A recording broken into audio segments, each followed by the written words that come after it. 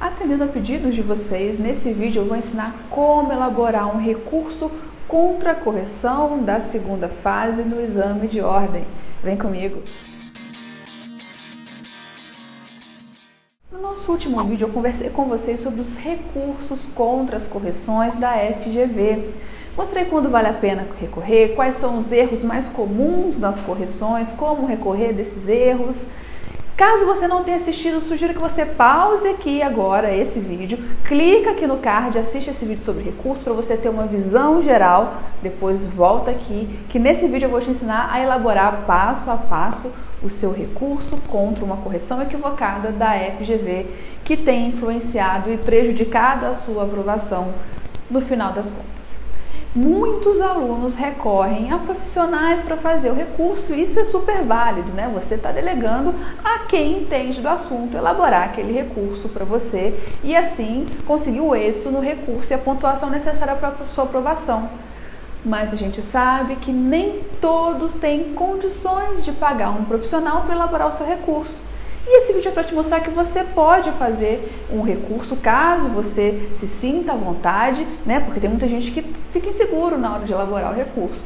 Mas esse vídeo vai te mostrar que não é tão complicado assim e que se você não puder contratar um profissional ou se você preferir já fazer o seu recurso, já ir acostumando com essa vida de recurso, vou te mostrar passo a passo como elaborar o seu recurso contra a FGV. Contra a FGV não, né, gente? Contra a correção da banca. Mas a primeira coisa que você vai se atentar é para o prazo, porque o prazo ele é muito curto. Ele se inicia no dia 13 de janeiro, ao meio-dia, e termina também ao meio-dia do dia 15 de janeiro, lembrando que é o horário de Brasília.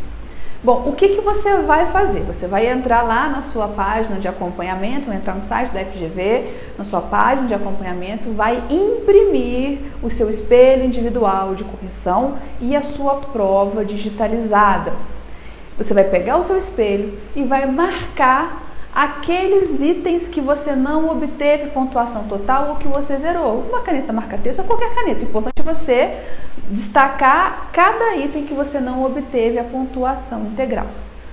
Feito isso, você vai pegar a sua prova, vai só ir naqueles itens que você não pontuou de forma integral ou zerou e vai ver se de fato você não colocou aquilo em conformidade com o que está no espelho de correção. Eu vou te mostrar agora quais são os erros mais comuns das correções e como recorrer de cada item. O primeiro tipo de erro, e aquele que é mais fácil de identificar, é quando a banca simplesmente ignorou o que você colocou. Você colocou devidamente a resposta, seja num item da peça, seja numa questão, e a banca simplesmente ignorou o que você colocou, não atribuiu pontuação nenhuma e está ali, você colocou exatamente o que está no espelho de correção. É mais fácil de identificar esse erro e, com certeza, a chance de êxito no recurso é bem maior. O que você vai fazer? Você vai mostrar no seu recurso que você colocou aquele item de acordo com o que está no espelho de correção. Quer um exemplo? Imagine, né, que a gente teve aqui a nossa reclamação trabalhista na peça de direito do trabalho, de segunda fase, e você tinha que endereçar essa reclamação trabalhista para a 170ª Vara do Trabalho de Campinas. Então, no espelho de correção vai aparecer, logo no item 1, endereçamento à 170ª Vara do Trabalho de Campinas, valia 0,1, 0,10. E aí você vai olhar sua peça e vai estar lá, endereçado ao douto juízo da 170ª Vara do Trabalho de Campinas, São Paulo. Você fez exatamente como está no espelho de correção e por alguma razão não foi pontuado. O que você vai fazer? Olha só. O candidato, em relação ao item 1 da peça, respondeu de forma correta, como consta do espelho de correção. Contudo, não lhe foi atribuída a pontuação ao referido item. Nas linhas 1 e 2 da prova, o candidato endereçou ao douto juízo da 170ª Vara do Trabalho de Campinas, São Paulo. Conforme espelho de correção, será atribuída a pontuação de 0,10 ao aluno que endereçar a 170ª Vara do Trabalho de Campinas, São Paulo. Aí você vai colocar entre aspas também. 1. Reclamação trabalhista com endereçamento ao douto juízo da 170ª Vara do Trabalho de Campinas, né? Como estava lá no espelho. Diante do exposto, O recurso deve ser provido em relação ao item 1 para que seja atribuída a pontuação de 0,10, indevidamente suprimida da nota do candidato. Percebam que não é uma peça de interposição, não é um recurso lá com endereçamento, preâmbulo, nada. Você está recorrendo de um ponto, de um item, de uma questão da sua prova. Então, você vai fazer basicamente isso, o que a gente aprendeu lá, fato, fundamento, pedido. É isso. Você vai mostrar para a banca que você colocou, você respondeu a sua questão, você colocou na sua peça de acordo com o que está lá no espelho de correção. Você vai mostrar as duas coisas. Fato, fundamento, pedido. Você vai dizer que você respondeu em consonância com a banca. Em razão disso, você quer o quê? Recurso, lembra? Você quer o provimento do seu recurso. Para quê? Para conferir a pontuação integral daquela questão ou daquele item. Dessa forma. O importante, o mais importante para todo e qualquer recurso que você for fazer, pode ser que você esteja recorrendo de todas as questões e de vários itens da peça, pode ser, mas em todos você precisa colocar o número das linhas em que você colocou e indicar o item no espelho de correção. Você percebeu que o espelho, todo item que é cobrado e é pontuado na prova tem o número 1, né? Endereçamento, número 1, a qualificação das partes, número 2, tem tudo a numeração. Você precisa colocar essa numeração e indicar em quais linhas da sua prova se encontra essa resposta, para ter clareza e objetividade. Aliás, isso está expressamente previsto no edital da FGV. Como eu disse, esse é o caso mais fácil de visualizar o erro da banca e de obter êxito também no seu recurso.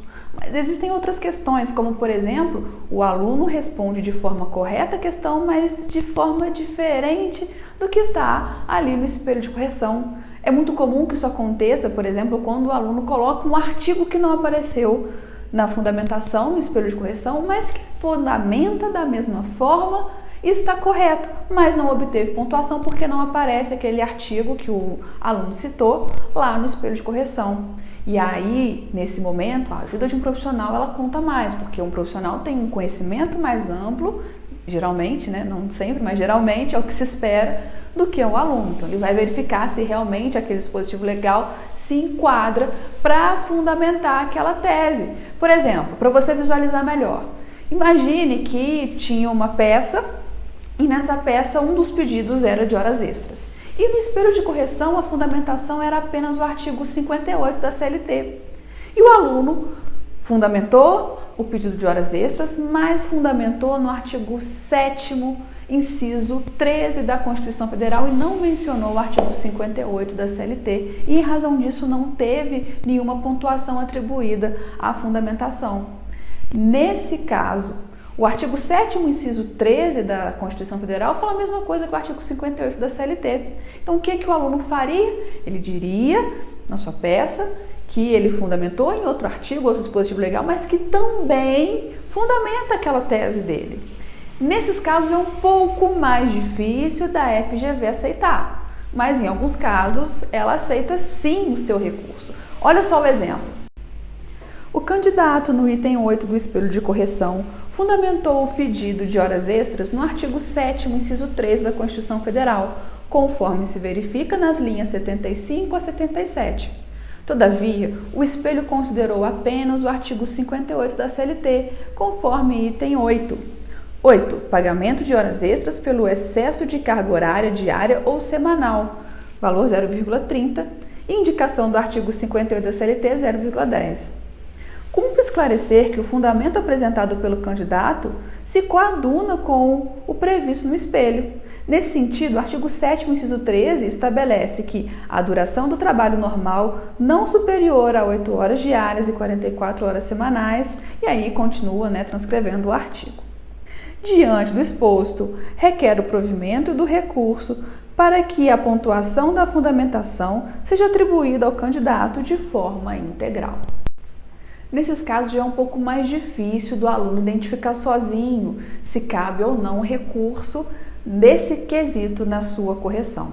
E tem um tópico ainda um pouco mais difícil do aluno identificar, mas que muitas vezes é objeto de recurso e consegue sim ser provido, que é quando há divergência do espelho de correção. Nesse ponto a gente discute o mérito, ou seja, você discorda daquele espelho de correção. Se você discorda, gente, recorre. Se você está se sentindo injustiçado porque o espelho de correção está equivocado, recorre.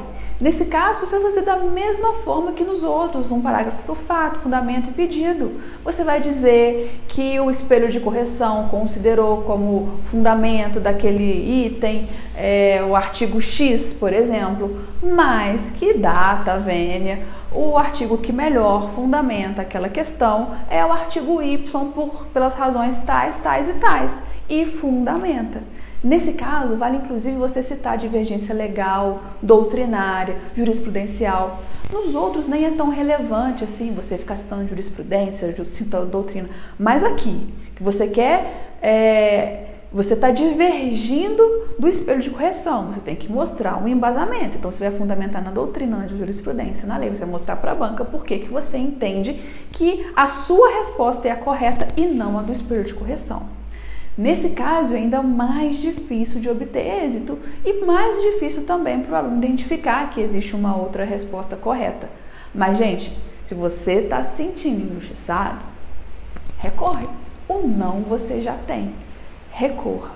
E, por fim, há também aqueles recursos contra a eliminação do candidato. Quando a banca verificou algo na peça ou nas questões, na prova do aluno, que identificasse a prova, algo que era vedado no edital. Cabe ao aluno, nesse caso, mostrar para a banca examinadora que fez a correção que não há nada ali que justifique essa penalidade, que não houve nenhuma infração, que tá tudo de acordo com o previsto no edital. E ele vai pedir o provimento do recurso para que a sua prova seja corrigida e atribuída à pontuação.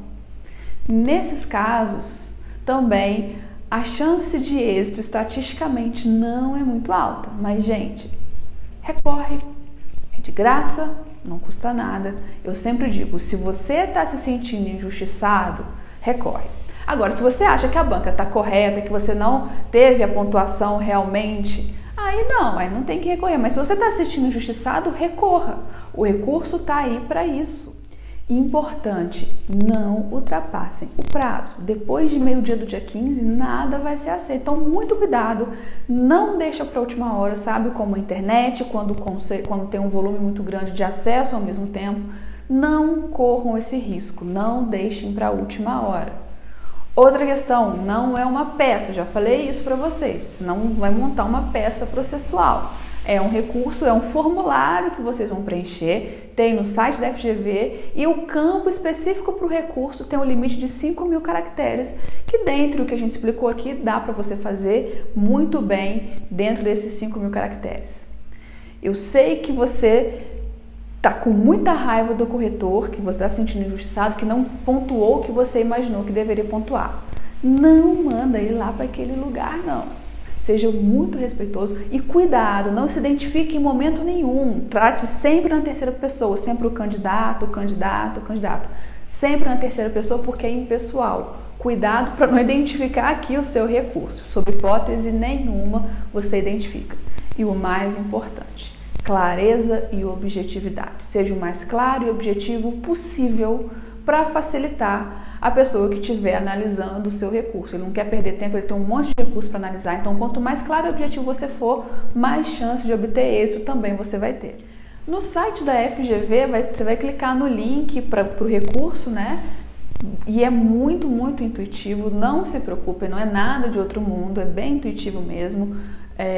Para interpor o recurso, você vai marcando, né? Se você está recorrendo da peça, das questões, da questão número 1, 2 ou 3, você vai marcar ali, vai colar o seu recurso no campo próprio e vai clicar em salvar recurso e vai ser emitido ali um número de protocolo, que aí você viu que o seu recurso já foi interposto e é aguardar o dia 26, torcendo para que o seu recurso seja provido.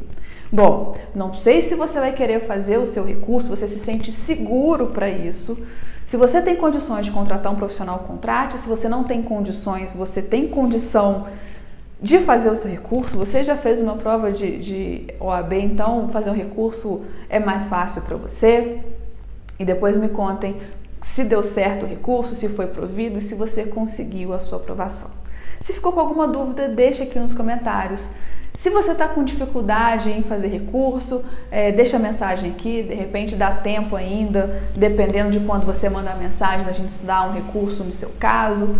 Se você não vai conseguir a pontuação necessária mesmo com o recurso, pense agora na repescagem. Agora vira a chave e recupera o que você não conseguiu. Você usa a segunda fase, a sua reprovação, para não cometer os mesmos erros. E os nossos cursos de repescagem, vou deixar aqui na descrição do vídeo. Se interessando, é só conversar com a gente nos canais de atendimento. Eu espero você no próximo vídeo. Até lá!